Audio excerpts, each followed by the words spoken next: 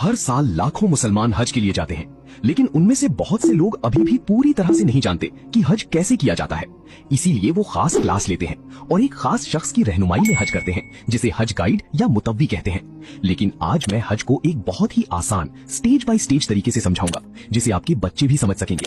हम हज के पूरे रिवाज को सिर्फ 9 स्टेजेस में समझेंगे और इस दौरान आप जानेंगे कि लोग शैतान को पत्थर क्यों मारते हैं और अपना सिर क्यों मुड़वाते हैं। तो चैनल सब्सक्राइब कर लीजिए। लेकिन हर स्टेज समझाने से पहले आपको ये जानना जरूरी है कि हज की शुरुआत कैसे हुई।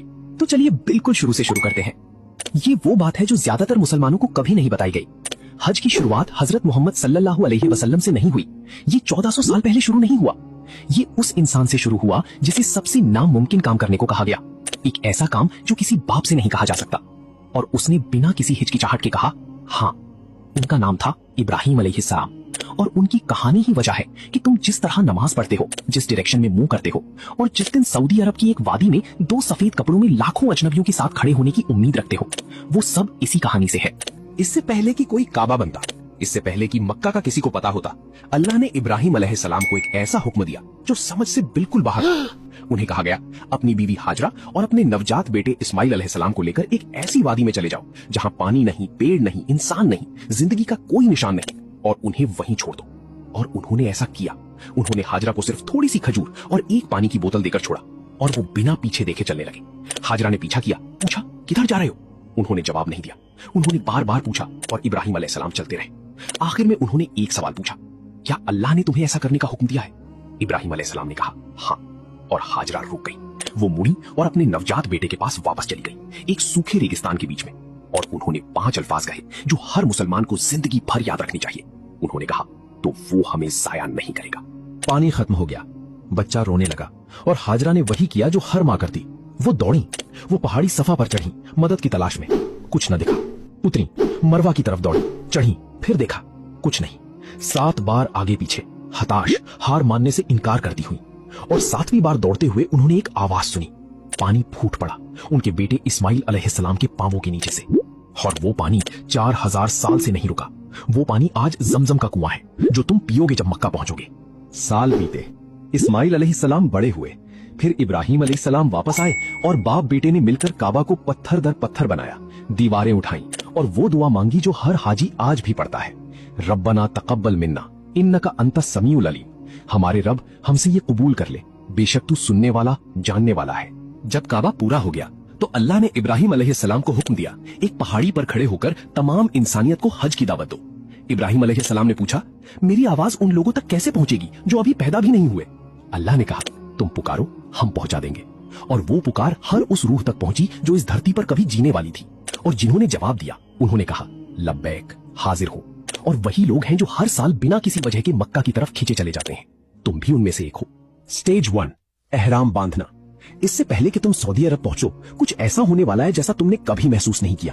हर हाजी एक सीमा तक पहुंचता है जिसे मीकात कहते हैं, और उसी जगह पर चाहे तुम हवाई जहाज में हो, गाड़ी में या पैदल, तुम्हें सब कुछ रुकना है, कपड़े बदलने हैं और एहराम की हालत में दाखिल होना है।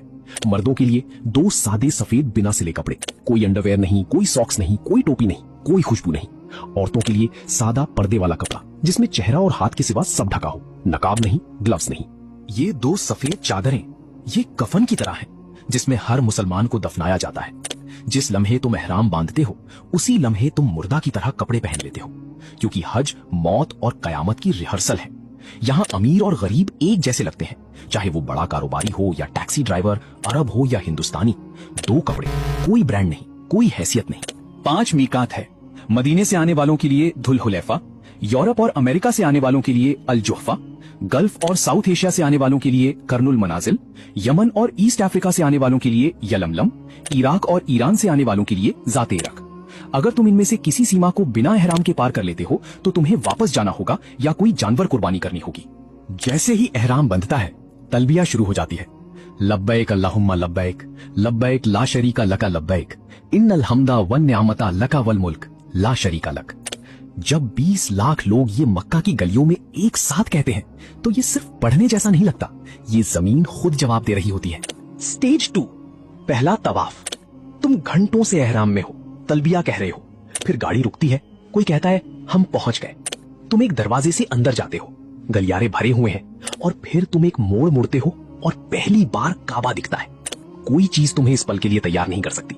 जिन्होंने इसे कई बार देखा है वो भी रुक जाते हैं। कुछ लोग रोने लगते हैं इससे पहले कि उन्हें पता चले कि वो रो रहे हैं।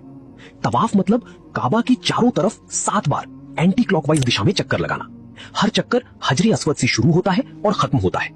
तुम हजरे अस्वद की तरफ मुंह करते हो, अपना दाहिना हाथ उठाते हो और कहते हो बिस्मिल्लाह अल्लाहु अकबर, और फिर तुम चलना शुरू करते हो। हजरे अस्वद जन्नत से उतरा। रसूल सल्लल्लाहु अलैहि वसल्लम ने फरमाया कि जब ये उतरा तो दूध से भी ज्यादा सफेद था। फिर लोगों के गुनाहों ने इसे काला कर दिया। लेकिन सबसे बड़ी बात, इस पत्थर की इबादत नहीं की जाती। हजरत उमर रजी अल्लाह अन्हु ने इसे चूमा और सबके सामने ऐलान किया, मैं जानता हूँ तू सिर्फ एक पत्थर है, ना नुकसान पहुंचा सकता है ना फायदा दे सकता है। अगर रसूल सल्लल्लाहु अलैहि वसल्लम ने तुझे चूमा ना होता तो मैं कभी ना चूमता। मर्द पहले 3 चक्कर में तेज चाल चलते हैं, कंधे पीछे। बाकी 4 चक्कर सामान्य चाल। यमानी कोने और हजरे अस्वद के बीच हर चक्कर में एक छोटी सी दुआ पढ़ी जाती है, रब्बना आतिना फिद दुनिया हसनतन व फिल आखिरती हसनतन व किना अज़ाबन नार। 7 चक्कर के बाद 2 रकात मकामे इब्राहिम के पीछे पढ़ी जाती हैं। वो पत्थर जिसमें इब्राहिम अलैहिस्सलाम के पांवों के निशान आज भी दिखते हैं। फिर हाजी जमजम पीते हैं, वही पानी जो हाजरा ने अपने रोते बेटे इस्माइल अलैहिस्सलाम के लिए 4000 साल पहले खोजा था। माफ करना, वीडियो ज्यादा लंबा होने की वजह से इसे 2 भागों में बांटा गया है। आगे की स्टेज देखने के लिए पार्ट 2 कमेंट करें और हमारे साथ जुड़े रहें। हर साल लाखों